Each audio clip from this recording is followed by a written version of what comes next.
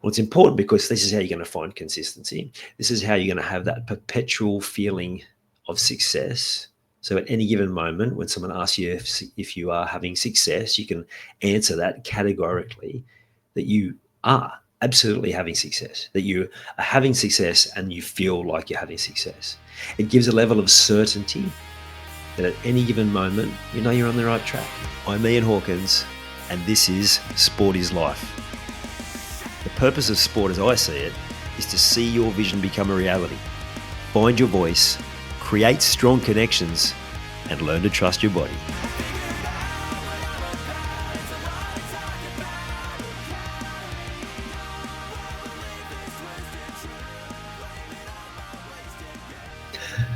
I just jumped off a coaching call with a guy who I would consider hugely successful. He's a coach himself. He's doing some amazing work. He's got all sorts of projects on the go, both here and some really cool things he's doing in Cambodia, being able to give back in that space as well. And when I coach someone like that, there can be times where I'm like, my own self-doubt. Who am I to believe that I can coach this person who's already hugely successful? I just have to keep reminding myself that my skill set is perfectly aligned to the job that I do, and that I will find success on this coaching session because I always do. So that's part of the recorrect for me. Now, the funny thing is, I describe this person as hugely successful in business, and yet their biggest challenge was they didn't feel like they were successful, despite all of the amazing things that they had done, and that someone external would say to them, well, you're successful because you've done X, Y, and Z. He was still feeling like he wasn't. And this is a common problem, right? I remember working with a client a couple of years ago, and he said, I've been successful in spite of myself. In other words, I've had success, but I don't really feel like I'm that good, and somehow I've just bumbled my way through. The reality was he's really, really good at the part of his job that he loves and that he enjoys and he gets the success in. And so part of it was like just measuring in the right areas. So the usual trap for someone like this is they're searching for perfection. They're never satisfied with no matter what success they do have. And if you're like me, I'm always looking at things that I've created and I'll go, oh, that's pretty cool. And then I'll review it and I'll go, yeah, but it could have been better. And it's a common trap, particularly for someone like yourself who's already a high performer. So why is it important for you to know how to measure success? And secondly, to know and accept that you are already successful and that you acknowledge every increase in success as you go. Well, it's important because this is how you're going to find consistency. This is how you're going to have that perpetual feeling of success. So at any given moment, when someone asks you if you are having success, you can answer that categorically that you are absolutely having success, that you are having success and you feel like you're having success. It gives a level of certainty that at any given moment, you know you're on the right track. And there's going to be things that knock you off course, and that's fine, but you'll always have that level of certainty. And equally importantly, you're going to have that level of fulfillment and satisfaction, knowing that you are absolutely doing all that you can and that you're having success in any given moment. So how do you do that? One of the really simple ways that you can make sure that you are being successful is something that was my school motto, never really made sense to me at the time, but it's know thyself. Knowing what your skills are, knowing what you'll never be fantastic at, but you can have a crack at, and knowing the difference. Because when you know the area where you know you will always be successful, and you can replicate that across and map it across a whole lot of different areas, then the success just follows. But if you're marking your success on an area where you're always going to be challenged, then that's going to be a battle.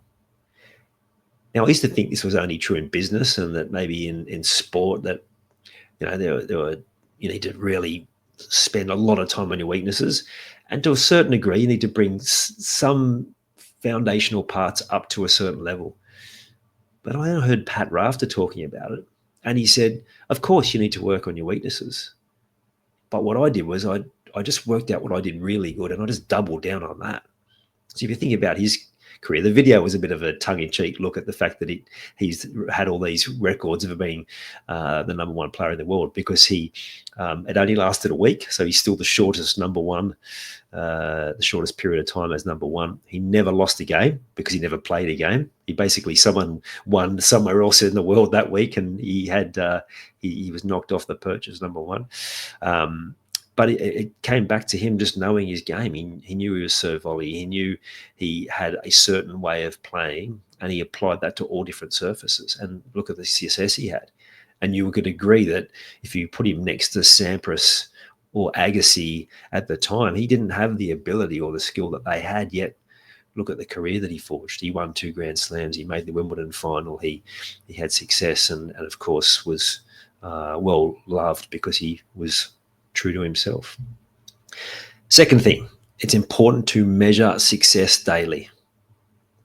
If you aren't measuring success, then how do you know whether you've been successful or not?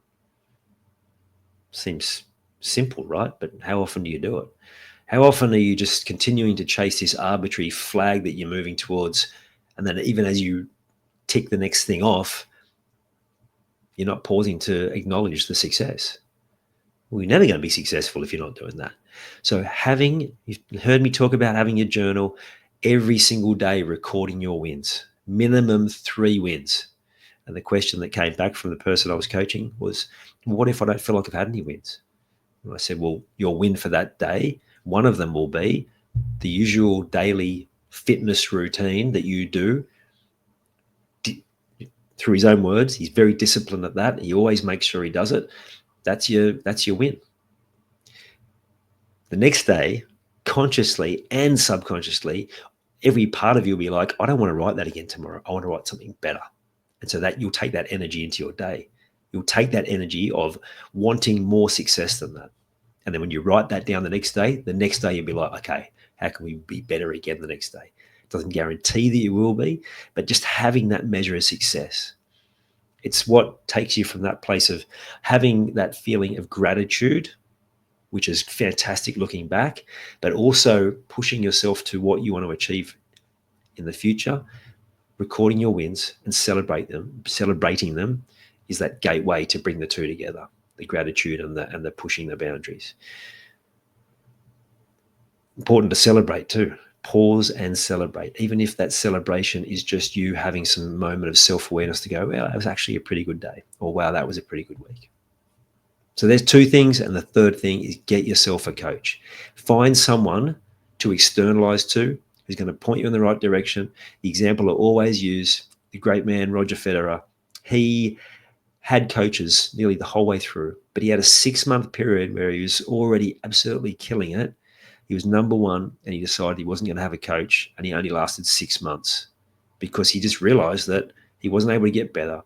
You can't see the picture when you're in the frame. He needed to have that external person to pick him up and pull him up and hold him accountable. And so that's how you get that level of success, is to be able to have that. That's why I have my own coach. It's why I love coaching already successful people to go to the next level, because I know the benefit of it. Your task today, get out your journal, record 3 wins, and do that every day. At the end of your week, look back at your week and record the top 3 wins of your week. And I guarantee that's going to change so much. And if you add the other 2 things in as well, you'll be on a trajectory, that exponential curve that I talked about in an episode a couple of days ago, to results beyond your current comprehension. You've taken the time to listen to this whole episode. Now it's time to take action. Commit to one thing you've learned today and make it happen. And to avoid any obstructions, join the Sport is Life movement by clicking on the link in the show notes.